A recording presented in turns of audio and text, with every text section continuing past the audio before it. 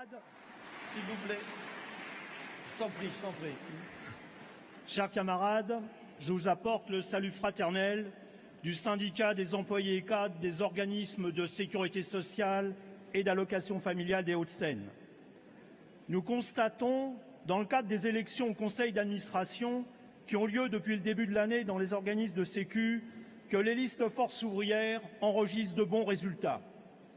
Là où FO est bien implanté, nous confortons nos positions, et là où FO est moins présent, les syndicats réalisent parfois des scores inattendus. Ainsi, par exemple, à la COS, FO arrive en tête avec 52% des voix chez les employés, alors que le syndicat n'était pas représentatif jusqu'à ce jour. Ces résultats confirment la place de FO dans la Sécu, puisqu'à la dernière mesure de représentativité, FO arrive en deuxième position avec 34,16% des voix et à 1,5 point de la CGT. Ces résultats sont à mettre en relation avec le combat mené depuis toujours par FO pour défendre la Convention collective nationale et qui prend aujourd'hui, du fait des ordonnances Macron, une place déterminante. Car comme l'a rappelé la résolution de notre dernière conférence professionnelle, je cite, « Défendre la CCN, c'est défendre l'unité du personnel, c'est défendre l'égalité des droits et c'est refuser le démantèlement de la sécurité sociale conquise par nos anciens. » C'est pourquoi, lorsque l'employeur a ouvert en début d'année la négociation pour mettre en place la CPPNI prévue par la loi El Khomri, FO a demandé qu'une disposition soit intégrée afin que les fédérations puissent bloquer les accords locaux inférieurs à la CCN. Cette demande soutenue par la CGT a permis tout au long de la négociation de réaliser l'unité entre nos deux fédérations. L'employeur a refusé, au nom bien entendu, des ordonnances Macron. Certes, l'application des ordonnances ne dépend pas de la signature du protocole relatif à la CPPNI. Mais la question était de savoir si ces ordonnances devaient s'appliquer avec l'accompagnement de la fédération ou si nous devions nous positionner pour permettre la poursuite du combat contre les ordonnances et ainsi préserver la CCN. La CE a décidé de ne pas signer. La CGT et la CFDT ont fait de même. Et cette situation inédite permet ainsi de poursuivre le combat puisque nous avons demandé la réouverture de la négociation. Par ailleurs, nous avons réussi à obtenir, dans ce cadre, un accord qui garantit que le 13e mois et les primes de vacances ne pourront pas être remises en cause par les accords locaux. Ne rien lâcher sur la CCN est fondamental, au moment où toute la Sécu de 45 est plus que jamais menacée dans ses fondements mêmes. Depuis le 1er janvier, les salariés ne payent plus de cotisations maladie.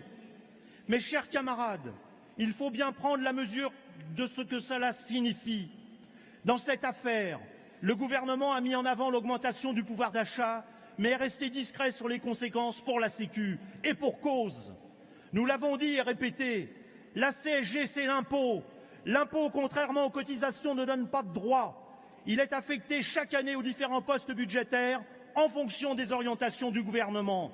Il faut le dire haut et fort, la suppression des cotisations maladie, c'est une remise en cause du salaire différé. C'est donc la remise en cause du droit de propriété des salariés sur la Sécu, comme on peut le lire dans la résolution du Congrès confédéral de Montpellier. Mais on pourrait prendre d'autres résolutions. Elles disent toutes la même chose. Je cite, « Pour les travailleurs, le droit à la sécurité sociale s'exprime en particulier à travers l'existence de la cotisation sociale, source du salaire différé qui confère aux travailleurs un droit de propriété sur la sécurité sociale et une garantie pour son avenir. Nous ne devons donc pas sous-estimer la décision de suppression de la cotisation maladie, d'autant qu'elle intervient au moment où le gouvernement a décidé d'intégrer les ressortissants du RSI au régime général, c'est-à-dire d'intégrer des catégories professionnelles qui ne sont pas des salariés au régime général.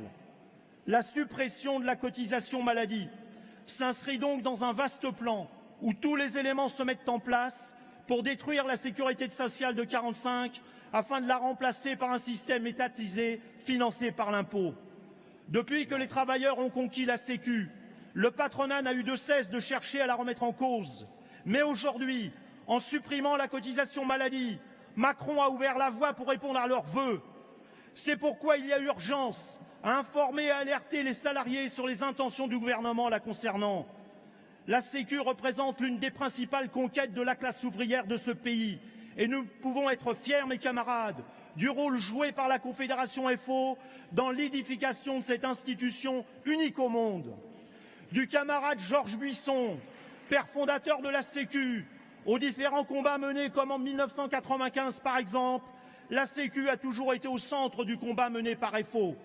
Il lui revient donc aujourd'hui à la Confédération de prendre la tête, comme elle l'a toujours fait, du combat pour sa défense. Vive la sécurité sociale de 45, vive la CGT Force ouvrière. Merci Laurent.